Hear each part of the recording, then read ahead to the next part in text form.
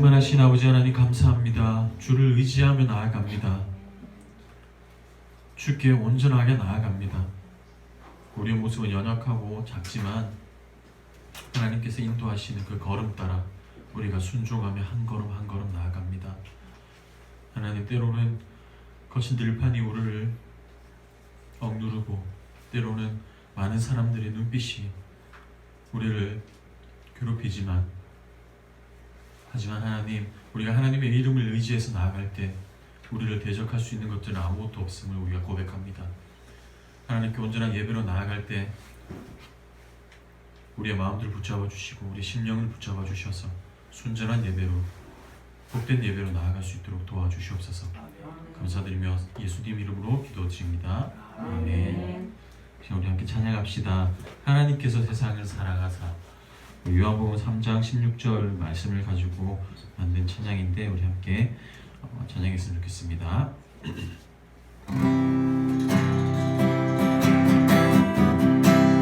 하늘보다 높으신 주 사랑, 바다보다 넓으신 주 사랑, 나를 향한 최고 높으신 사랑, 헛되고 헛된 그 모든 것 내게서 멀리 거두셨네.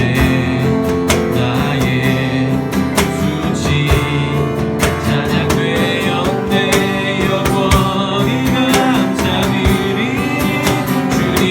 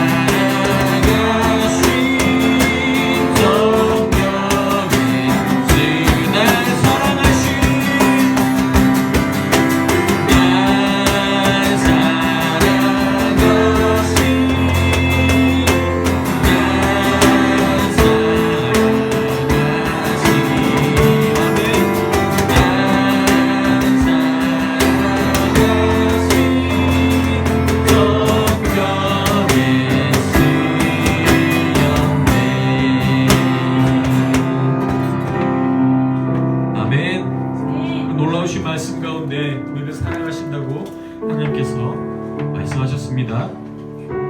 그 하나님의 말씀 의지해서 하나님께 나아가는 우리의 모습이 되었으면 좋겠습니다. 우리의 모습은 연약하고 작고 보잘것없지만 하나님께서 이 모습을 가지고 그대로 나오라고 말씀하십니다. 그 하나님께 온전히 돌아가며 그 하나님께 온전히 귀의하는 우리가 되었으면 좋겠습니다.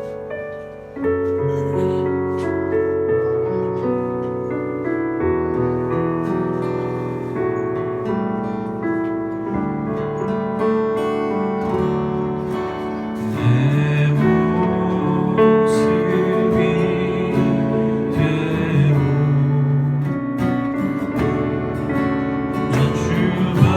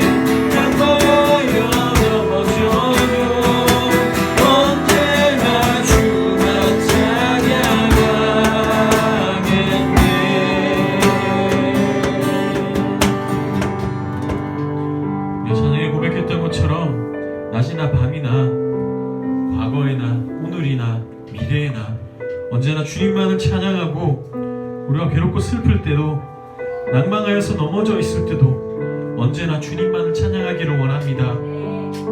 하나님, 우리가 그런 삶을 살아드리기를 원합니다.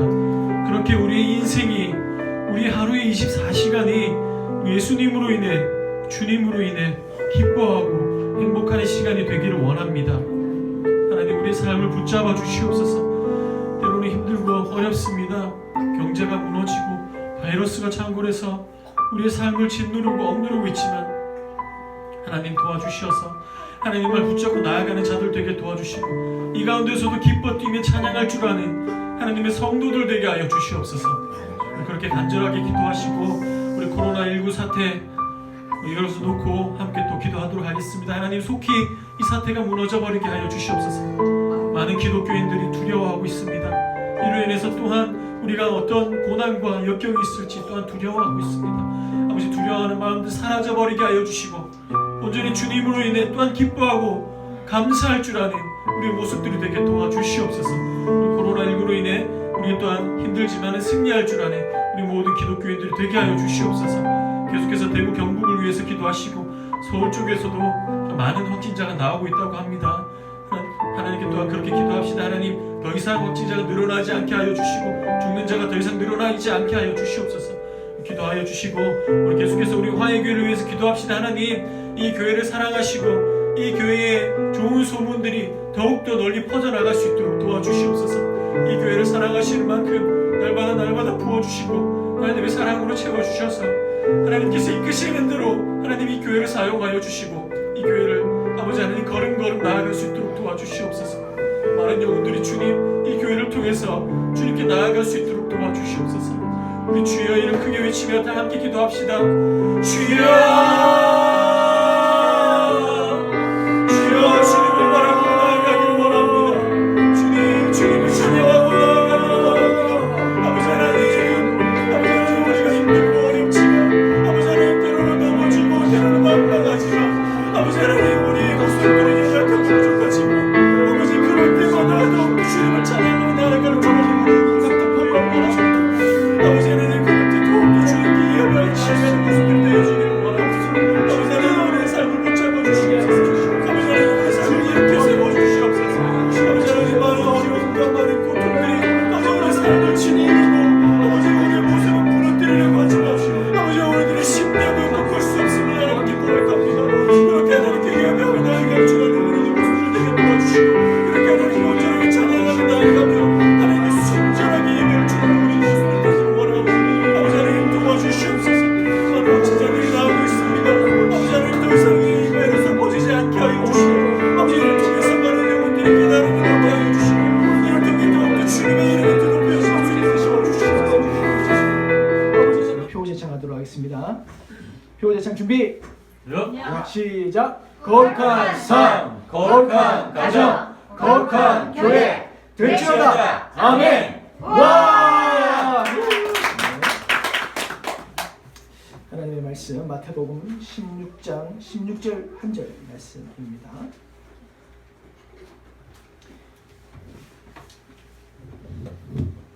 우리 같이 말씀을 한 목소리로 봉독하도록 하겠습니다. 시작. 시몬 베드로가 대답하여 이르되 주는 그리스도시요 살아계신 하나님의 아들이시니이다. 아멘. 예. 오늘 예수님은 인간인가 하나님인가라는 주제를 가지고 말씀을 나누도록 하겠습니다. 지난주에 제 신천지 이야기를 조금 언급하면서 이 부분에 대해서 다시 한번 좀 다루겠다 이 얘기를 한번 한 적이 있습니다. 그래서 이 부분에 대해서 한번 좀 다뤄보도록 하겠습니다. 제가 어제 저녁에 신문을 봤습니다. 신문을 보고 국무총리의 그 이야기를 제가 들었습니다. 그래서 고민을 많이 했습니다. 때는 화도 나고 지금 현재 언론들이 계속적으로 어디를 공격하고 있습니까? 교회를 계속적으로 공격하고 있죠. 좋은 쪽으로 얘기를 하는 것처럼 보이지만 이슈를 계속 만들고 있습니다. 그것도 좋은 이슈가 아니라 나쁜 이슈를 계속 만들고 있습니다. 교회가 못하는 건 아닙니다. 많은 협조를 하고 또 노력하고 있습니다.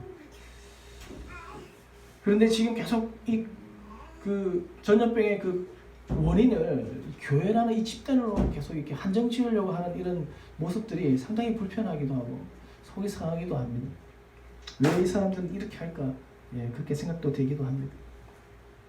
그래서 오늘도 예배를 드릴까 말까 고민을 하다가 우선은 갑자기 이렇게 변경하기가 힘들어서 우선은 드리기로 했습니다. 다음 주는 야외에서 저희 만나도록 하겠습니다. 그래서 우리가 이 부분들에 대해서 생각할 때에 우리가 하나님의 그 영원한 작정에 대한 부분들을 좀 생각해 보시면 이 부분에 대해서 이해가 되고 또 우리가 위로가 됩니다. 어떤 부분이냐면 죄송합니다. 네, 하나님의 영원한 작정. 한번 같이 읽어볼까요? 시작. 하나님은 영원 전부터 자기 자신의 뜻대로 세우신 지극히 지혜롭고 거룩한 계획에 의해 원하시는 대로 앞으로 일어날 모든 일을 변치 않게 정하셨다. 그러나 그 때문에 하나님께서 죄의 창시자가 되시거나 피조물의 의지가 강압되거나 하지 않는다. 또한 제2원들의 자유나 우월성은 제거되지 않고 오히려 보장된다. 예. 이 이야기가 무슨 말이 어렵죠? 이 이야기가 무슨 이야기냐면 하나님께서는 영원 전부터 자기 자신의 뜻으로 세우신 지극히 지혜롭고 거룩한 계획에 의해서 원하시는 대로 또 앞으로 일어날 모든 일들을 변치 않게 이미 정하셨다라고 얘기를 합니다. 그 정하시는데 그 뜻을 정하고 그 계획을 이루시는 그 상황들이 어떻게 이루어지냐면 하나님께서 임의대로 인간을 조정하거나 바꾸거나 그렇게 하지 아니하시고 보시면 피조물의 의지가 강압되거나 하지 아니하시고 그리고 또 제2 원인들은 우리가 흔히 말해서 뭐 사람이라고 보시면 됩니다. 예. 사람들의 자유나 이 우연성은 필연성에 반대입니다. 그러니까 반대되는 일, 하나님의 그 뜻에 반대되는 일들에 대해서 그것을 제거하지 않으시고 오히려 보장해 주신다는 겁니다. 하나님을 반대하는 악인들이 하는 일들을 제거하지 아니하시고 그대로 그 악인들이 하는 일들을 보장해 주시는 게 무슨 말이냐? 우리가 이스라엘 백성들을 출애굽할 때에 막았던 사람이 있었죠. 바로 왕입니다. 이집트 왕 바로인데 하나님께서 그 바로 왕에 대한 그 완악함들을 제거하지 아니하시고 막지 않으셨다는 거예요. 그대로 두셨다는 거예요. 악인은 악인대로의 그 일들을 그대로 하게 두셨다는 거예요. 그 가운데서 하나님은 하나님의 그 구원의 역사를 이루신다는 거죠. 예수 그리스도도 마찬가지죠. 예수 그리스도를 십자가에 못 박고자 했던 로마의 빌라도와 그리고 그를 도왔던 유대 지도자들, 그 유대인들, 그들이 행했던 그 행악들을 하나님께서 그대로 두셨다는 거예요. 그들은 그들의 일을 하게 하셨다는 거죠. 그래서 이후에 보면 하나님의 작정에 보면 어떤 일들은 하나님은 선하게도 쓰시도록 작정하셨고 악하게도 쓰시도록 작정하셨다는 거예요. 그래서 이 악하도록 쓰시도록 작정하신 그 사람들에 대해서 그냥 그대로 두신다는 거죠. 근데 그 악으로 말미암아 하나님은 어떻게 해요? 선으로 만드신다는 거예요. 이것이 바로 하나님의 놀라우신 영원한 작정이라는 거죠. 그래서 오늘 이 사태를 통해서 또는 교회가 때로는 핍박받고 뭔가가 계속적으로 안 좋은 이런 상황에 놓여있다 할지라도 우리가 두려워하지 말 것은 그들은 그들의 일을 하는구나. 그럼에도 불구하고 하나님도 마찬가지로 일을 하신다는 거예요. 아까 로마서 8장 말씀 보셨죠? 하나님이 우리를 위하시면 누가 우리를 대적하리? 하나님이 우리를 위하시면 누가 우리를 대적하리? 8장 31절 말씀입니다.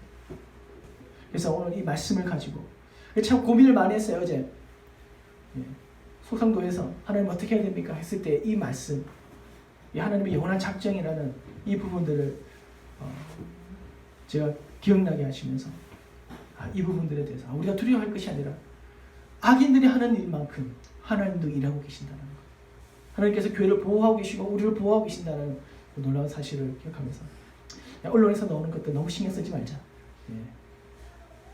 너무 속상해하지 말자. 그런 마음들을 가졌습니다. 자, 우리 성도님들도 그런 하나님의 놀라우신 그 영원한 작정을 기억하시면서 악인들이 행하는 부분들에 대해서 두려워하지 말고 거기에 맞추어서 하나님께서 더 많은 역사를 하신다는 그 기대감을 가지면서 우리 한번 또 지켜보면서 믿음으로 나아가도록 하겠습니다. 네. 자, 우리 그 극한 직업에 대한 영화에 넣은 대사입니다. 지금까지 이런 말씀은 없었다.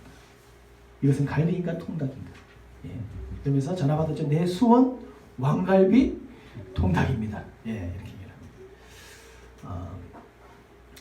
갈비도 아닌 것이 또 그렇다고 통닭도 아닌. 그래서 섞어서 수원 왕갈비 통닭이라는 것이 이제 새로운 제품이 완성되었죠. 대박이 났었습니다. 이와 비슷한 부분들이 오늘 우리가 던지는 그 제목 중에 하나입니다. 예수님은 인간인가 하나님인가라는 그런 문제입니다. 우리가 사도신경에서 고백을 하죠. 예수 그리스도에 대한 부분들을 고백합니다. 그는 하나님의 아들이십니다라고 고백을 합니다. 그리고 하나님과 동등되십니다라고 고백을 합니다. 그렇다면 오늘 우리가 쉽게 우리가 사도신경을 통해서 예수 그리스도에 대한 부분들을 고백하지만 그러면 우리는 이 부분에 대해서 조금 더 자세하게 알아낼 필요가 있다는 것입니다. 그래서 우리가 뭐 사도신경을 고백할 때 이것이 그냥 단순히 사도들이 지은 것은 아니지만 이 단순히 우리가 그냥 외워야 되는 부분들이 아니라 이 안에 담겨져 있는 그 신학적 의미 그리고 하나님께서 우리에게 행하셨던 그 부분들을 우리가 깊이 깨닫는 시간들이 되어야 될 줄 믿습니다. 그래서 이 하나님의 아들 그 마태복음 16장 16절 말씀에 보면 베드로의 고백이죠. 주는 그리스도시요 하나님의 아들이십니다라는 이 고백 안에서 하나님의 이 아들 예수 그리스도를 어떻게 바라봐야 되는가 한번 알아보도록 하겠습니다. 첫 번째는 먼저 신성에 대해서입니다. 우선 그 예수님의 그 신성에 대해서 이집트의 알렉산드리아 장로 아리우스는 이런 주장을 합니다. 아리우스의 주장입니다. 예수님은 하나님이 아니라 피조물이요 단지 우리에게 삶에 뛰어난 모범으로서 하나님의 아들로 선언되었을 뿐이라고 주장합니다. 이러한 주장이 과거에도 있었다는 것이죠. 예수님이 이 땅에 오셨지만 그리스도라고 우리가 얘기를 하지만 하나님께서 만드신 피조물에 불과하다. 그 주장을 하는 것입니다. 그가 뛰어난 그 삶의 모범을 이루셨기 때문에 그가 하나님의 아들로 칭함을 받는다. 그래서 우리도 예수 그리스도와 같이 이런 뛰어난 삶의 모범을 보이는 삶을 살면 우리도 하나님의 아들이 된다라는 그런 이제 논리로 얘기를 하고 있는 것이 바로 아리우스의 주장입니다. 이 주장에 반박하는 사람이 있었습니다. 바로 젊은 집사 아타나시우스입니다. 이를 계속적으로 비판합니다. 그리고 이후에 아타나시우스가 주교가 된 이후에도 5번의 유배를 당하지만 끝까지 성경적 삼위일체론을 이제 고수합니다. 사수합니다. 그래서 325년 니케아 공회에서 이런 발표가 일어납니다. 주교들은 예수님도 본질에서 성부와 동등하다라는 이 고백을 하게 되는 것입니다. 우리가 쉽게 그냥 하나님의 아들이니까 동등하다라고 생각할 수 있지만 여러 사람들, 신학자들 생각이 다르다는 것을 알 수 있겠죠. 그래서 이 아리우스 주장들은 이제 이단으로 판명되고 우리가 배격하게 되고 예수 그리스도와 하나님은 동등 본질로 우리가 이제 신앙의 고백을 하게 되는 것입니다. 그래서 이제 이 신학적 이런 혼란들을 바실리우스와 그리고 니사의 그레고리우스 그리고 나치안추스의 그리고리우스가 성부와 성자의 본질에서는 동등하지만 위격에서 구별된다라는 이런 정식을 만들어서 신학적 혼란을 이제 해결하게 됩니다. 그래서 이런 얘기를 합니다. 성부의 고유성은 성자를 낳으심이고 성자의 고유성은 성부로부터 나심이며 성령의 고유성은 영원토록 성부와 성자에게서 나오심이다라고 이렇게 얘기를 하고 있습니다. 예수님은 하나님으로부터 나셨다. 하나님께서 창조하셨고 만드신 것이 아니라 하나님으로부터 나오셨다라고 이렇게 얘기를 하고 있습니다. 우리가 성경 말씀에도 보면 빌립보서 2장 6절 말씀에 그는 근본 하나님의 본체시나 하나님과 동등됨을 취할 것으로 여기지 아니하시고 오히려 자기를 비워 종의 형체를 가지사 사람과 같이 되셨다라고 이렇게 말씀하고 있습니다. 로마서 1장 3절에서 4절 말씀에 그의 아들에 관하여 말하면 육신으로는 다윗의 혈통에서 나셨고 성결의 영으로는 죽은 자들 가운데서 부활하사 능력으로 하나님의 아들로 선포되셨으니 곧 우리 주 예수 그리스도시다라고 이렇게 얘기를 하고 있습니다. 로마서 1장 3절에서 4절 말씀을 조금 보자면요. 육신으로는 다윗의 혈통으로 나셨고 그리고 여기 보면 성결의 영 이것을 우리가 신성으로 보시면 됩니다. 이 신성은 죽은 자들 가운데서 부활하사 능력으로 하나님의 아들로 선포되었다 이렇게 얘기를 하는데 이게 공동 번역에서는 어떻게 얘기를 하냐면 죽은 자 가운데서 부활하심으로 말미암아 하나님의 아들이 하나님의 아들로 확인되었다 이렇게 표현하고 있습니다. 그래서 부활하심을 통해서 이분이 하나님의 아들이심을 하나님이심이 증거되었다. 맞구나 확인되었다라고 얘기를 하고 있습니다.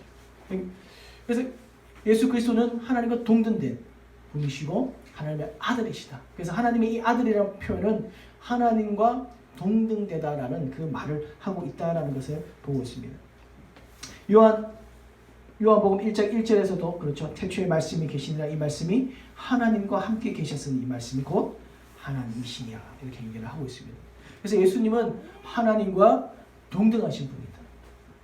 그 이야기를 하고 있습니다. 두 번째로 우리가 그렇다면 예수님이 하나님이시라면 참 하나님이시라면 그럼 이 예수 그리스도는 영으로 나셨습니까? 육으로도 나셨습니다. 육으로도 오셨죠. 그래서 예수님의 그 신성, 이 거룩한 영과 이 거룩한 영, 성결의 영과 그리고 이 육의 관계, 인간의 이 몸의 이 연합 관계를 어떻게 설명할 것인가라고 이제 보는 것입니다. 쉽게 얘기해서 예수님의 영은 그래 하나님과 동등되다는 걸 우리 인정합니다. 그렇다면 그 육은 하나님과 동등된 본질로 인정해야 되는가 말아야 되는가라는 부분들을 이제 논쟁이 일어나는 것이죠. 어떻습니까? 예수님은 인간인 것 같습니까? 신인 것 같습니까? 아니면 인간이면서도 신인 것 같습니까? 복잡하죠. 복잡합니다. 저희 신학교에서 공부할 때도 의견이 많이 달랐어요. 그래서 이 부분에 대해서도 조금 우리가 보자면 안티오키아 출신 콘스탄티노플스의 총대 주교 네스토리우스는 이런 주장을 합니다. 그리스도의 신성과 인성의 연합을 인정합니다. 그러니까 예수님께서 인간의 몸을 취하셔서 오셨다는 것을 인정합니다. 하나님께서 인간의 몸을 취하셔서 오셨다는 것을 인정합니다. 그러나 두 번째 보시면 각 본성의 특성을 그대로 지녔기 때문에 신성이 인성으로 변하지 않고 인성이 신격화되지 않는다라고 해요. 같이 붙어 있지만은 같이 한 통 안에 이렇게 있지만은 분리되어 있다. 물과 기름이 섞이지 않는 것처럼 분리되어 있다라고 얘기를 하고 있습니다. 그래서 예수님의 신성, 예수님의 영은 예수님의 영을 하나님으로 인정하지만 육은 아니다. 인간과 똑같다. 그 이야기를 합니다. 그래서 아무리 예수님이 하나님의 영을 가지고 있다 할지라도 그 인성에는 영향을 주지 않는다. 또 인성이 또 신격화되지 않는다. 하나님처럼 되지 않는다. 인간은 인간일 뿐이다. 그 이야기를 합니다. 육은 육일 뿐이다. 그렇게 얘기를 합니다. 그래서 이 네스토리오스는 영만, 예수 그리스도의 영만 하나님이시다라고 이렇게 인정합니다. 두 번째 주장입니다. 콘스탄티노플의 수도원자 유티케스입니다. 유티케스는 어떤 주장을 하냐면 그리스도는 인성과 신성을 가지고 있다가 성육신으로 연합 그리고 한 본성으로만 계신다. 연합한다라고 얘기를 하죠. 그리고 인성이 신성에 흡수되고 혼합되어 사라진다라고 말씀하고 있습니다. 그래서 그리스도는 인성과 신성을 함께 가지고 있고 이 인성과 신성은 혼합되고 그리고 또 인성이 신성에 흡수되었다라고 말씀하고 있습니다.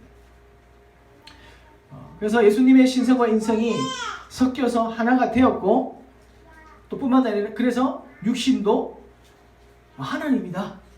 이렇게 보는 것입니다.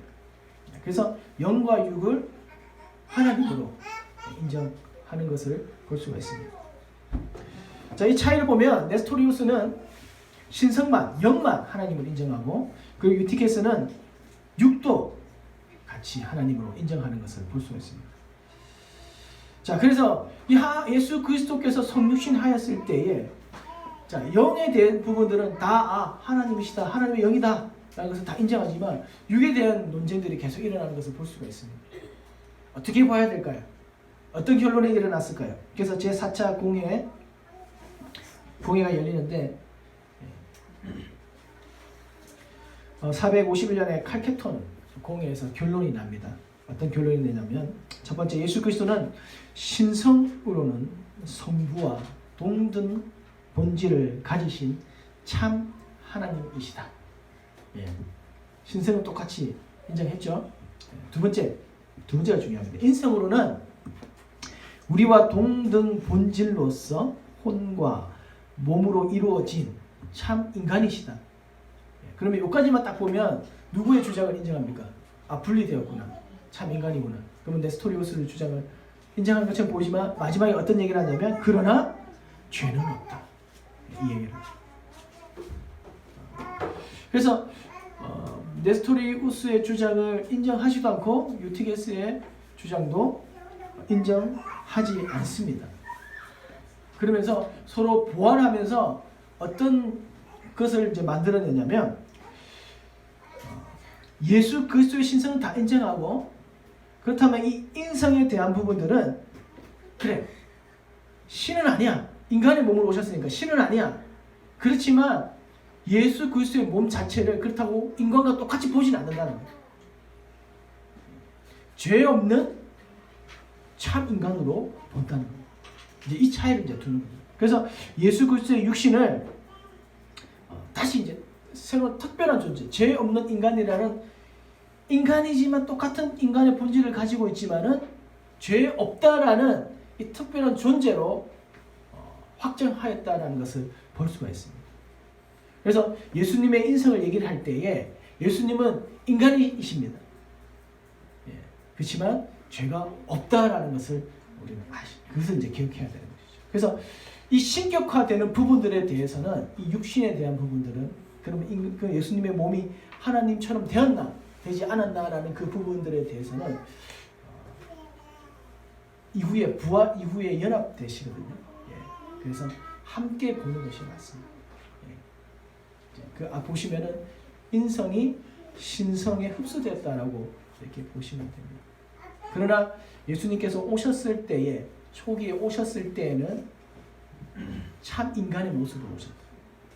그렇게 부분들. 왜냐하면 참 인간의 모습으로 오시고 죄가 없으셔야지만이 우리의 구속 사역이 가능합니다. 인간의 구속 사역이 가능합니다. 성경 말씀에서 인간의 죄를 사하는 이 구속 사역이 가능하다라는 것이죠. 자, 그렇다면 이 죄 없는 참 인간, 이 의미가 무슨 의미일까? 고민해야 되겠죠. 아니 그럼 죄 없는 참 인간은 뭐야? 고민해야 되는 거죠. 자, 이 의미를 우리가 어떻게 보냐면 이제 구속 사역과 연결될 수 있습니다. 구속 사역과 연결될 수 있습니다. 죄 없는 참 인간, 성경에서 죄 없는 인간이 있습니다.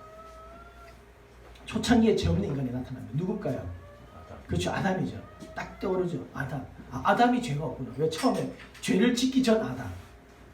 하나님께 인간을 만드셨을 때 죄 있는 존재를 만드시지 않으시고 죄 없는 존재를 만드셨죠. 아담 그렇게 만드셨다는 거죠. 그런데 이 아담이 불순종함으로 인류 가운데에 죄가 들어왔다는 거죠.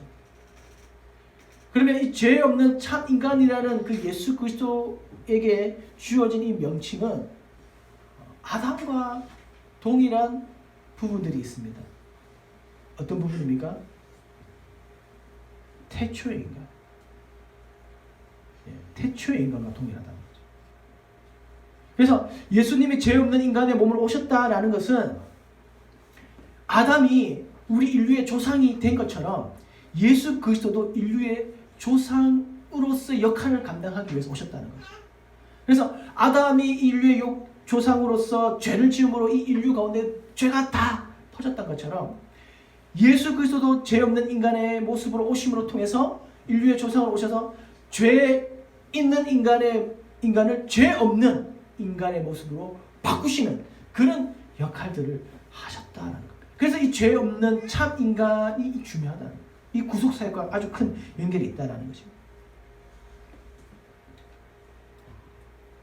그래서 예수님의 이 죄 없는 인간은 새 창조, 다시 회복의 의미를